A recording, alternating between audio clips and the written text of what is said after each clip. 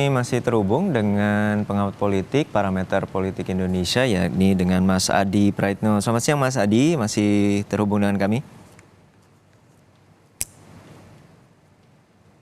Siang Mas Adi.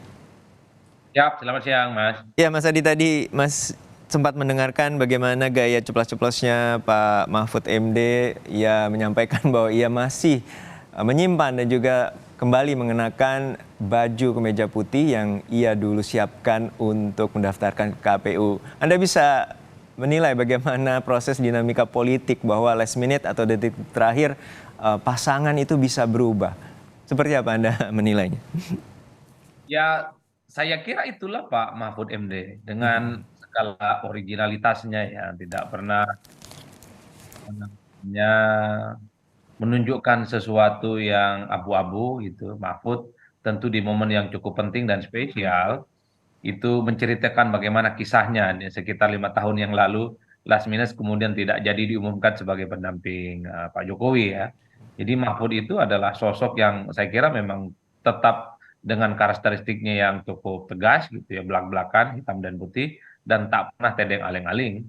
Kalau ada persoalan-persoalan yang perlu disampaikan, pastinya disampaikan secara terbuka oleh Mahfud.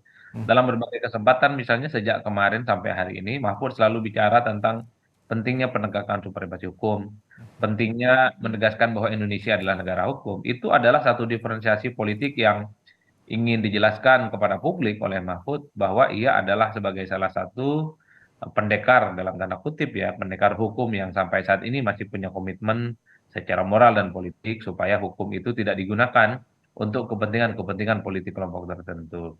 Jadi inilah yang kemudian membuat kenapa ketika Mahfud diumumkan oleh PDIP, oleh P3, Perindo dan Hora sebagai pendamping Ganjar, masyarakatnya memang mendapatkan respon yang relatif cukup positif karena Mahfud dianggap memberikan satu harapan, terutama di bidang hukum, harapan di bidang integritas gitu ya. Karena Mahfud ini merupakan sosok yang menurut saya sampai saat ini memang integritasnya jauh di atas rata-rata.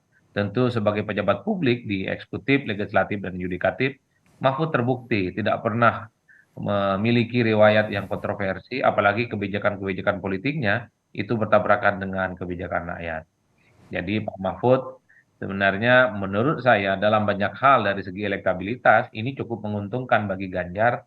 Pertama karena di Jawa Timur misalnya pastinya akan menjadi signifikan. Meski sebelum Mahfud bergabung, Ganjar juga relatif lebih kuat dibandingkan dengan yang lain.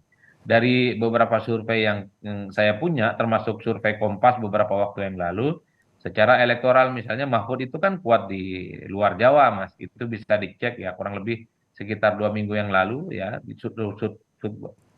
Litbang Kompas mengeluarkan rilis survei mereka bahwa salah satu kekuatan Mahfud adalah karena elektabilitasnya di luar Jawa naik secara signifikan. Oleh karena itu, ini adalah variabel-variabel penting, variabel-variabel kunci yang kemudian membuat kenapa Mahfud MD relatif menjadi perbincangan, terutama setelah diumumkan sebagai pendamping Ganjar Pranowo maju Pilpres di 2024. Karena bicara Mahfud pasti bicara tentang penegakan hukum, bicara tentang Mahfud, bicara tentang supremasi politik yang harus tinggi di atas segala-galanya, bicara tentang Mahfud, bicara tentang bagaimana penguatan demokrasi di Indonesia. Saya kira di situ ya, kenapa Mahfud itu terkesan dielu-elukan dan dianggap sebagai sosok yang pas berdampingan dengan Ganjar Pranowo karena dianggap sosok yang komplit bisa terutama untuk kebutuhan-kebutuhan politik, kebutuhan isu hukum dan kepentingan politik elektoral.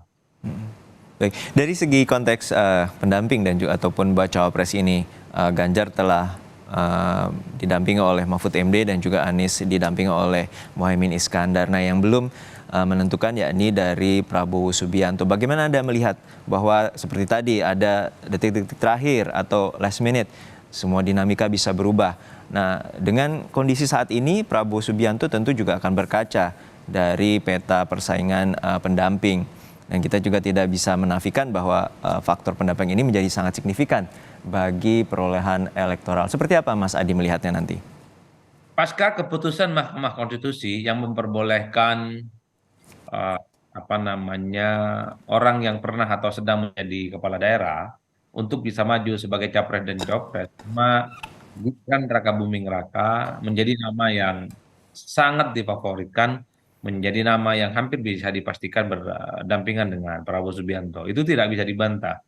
Jadi nama-nama lain seperti Erick Thohir, Erlangga Hartarto, Hovifah, dan seterusnya itu tidak lebih dari sekedar ornamen politik yang sebenarnya tidak terlampau penting. Karena ketika muncul nama Gibran, ya memang pasaran politik di level pendamping Prabowo Subianto itu seakan-akan tidak kompetitif ya, dan lebih condong memprioritaskan Gibran Rakabuming Raka sebagai kandidat ya. Dan sampai hari ini gitu ya, pembicaraan-pembicaraan publik sampai hari ini keyakinan-keyakinan publik bahwa nantinya akan berpasangan dengan Prabowo Subianto adalah Mas Wali Kota Solo, Gibran Rakabuming Raka dibandingkan dengan yang lain. Mas. Ya tentu ini tidak terlepas dari faktor Gibran yang cukup populer dan yang paling penting adalah anak presiden. Nah ini kemudian akan turut mendinamisasi nanti bagaimana dinamika politik ke depan. Karena Gibran umurnya 36, sementara partner dan kompatriotnya itu adalah mereka yang rata-rata sudah di atas 50 tahun ke atas. Menarik lihat jarak disparitas antar umur ini, tapi ya inilah demokrasi kita yang harus kita nikmati dengan indah. Tinggal kita tunggu siapa yang paling mampu meyakinkan rakyat untuk datang ke TPS memilih dirinya, dialah yang kemudian harus kita berikan selamat dan apresiasi. Ya, yang juga menarik bahwa peta elektoral ini selain persaingan di Pulau Jawa dan juga ada faktor Jokowi efek.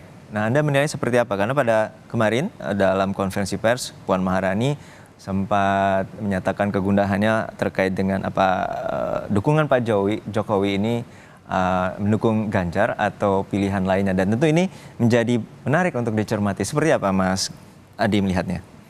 Ya, dua hal berarti. Pertama, memang rasa-rasanya hubungan antara Jokowi dan PDIP relatif agak sulit untuk bisa diselamatkan ya. Pengumuman Mahfud MD maksud saya sebagai pendamping Ganjar itu yang kemudian tidak ada Jokowi, ya mungkin karena di luar negeri entah karena alasan apa. Ini kan semakin menebalkan spekulasi publik bahwa Jokowi sudah mulai tidak dianggap ya. Jokowi sudah mulai kelihatan tidak mungkin diajak bersama lagi dengan PDIP dan mendukung Ganjar Pranowo. Di momen yang cukup spesial, di momen yang cukup penting, tidak melibatkan Jokowi sebagai kader terbaik PDIP, tentu ada persoalan-persoalan yang cukup serius. Oleh karena itu ya pernyataan Puan itu sebenarnya mengkonfirmasi bahwa Jokowi sudah tidak ke Ganjar. Jokowi tidak lagi mau dengan PDIP dan Jokowi lebih memilih bergabung dengan yang lain gitu ya, mendukung figur-figur yang lain.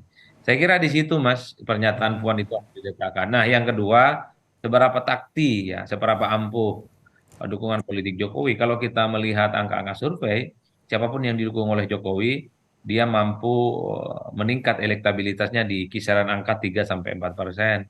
Kalau hari ini itu Ganjar 4%, maksudnya kalau hari ini elektabilitas Ganjar itu 30%, kalau di-endorse oleh Jokowi secara terbuka, bisa naik jadi 34%. Begitupun dengan Prabowo Subianto, kalau diberikan dukungan secara penuh oleh Jokowi, naik 4%. Jadi tuah Jokowi kurang lebih di angka 4% yang saya kira ini kemudian menjadi magnet ya. Nah selanjutnya menurut saya yang tak kalah pentingnya karena belakangan pasca putusan Mahkamah Konstitusi, sentimen publik kepada MK, sentimen publik kepada Jokowi itu cukup negatif Mas ya.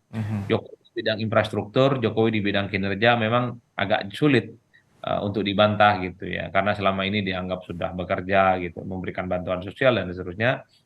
Tapi bicara tentang kualitas demokrasi, kita bicara tentang supremasi hukum, ketika bicara tentang politik dinasti, kira-kira begitu, Jokowi menjadi sasaran. Karena seakan-akan Jokowi itu tidak terlampau peduli pada komitmen dan kualitas demokrasi itu. Saya kira ada cukup tuh Mas Povin. Baik, masih menarik untuk dicermati dan ini juga masih terus kita nantikan siapa juga dari pasangan atau pendamping dari Prabowo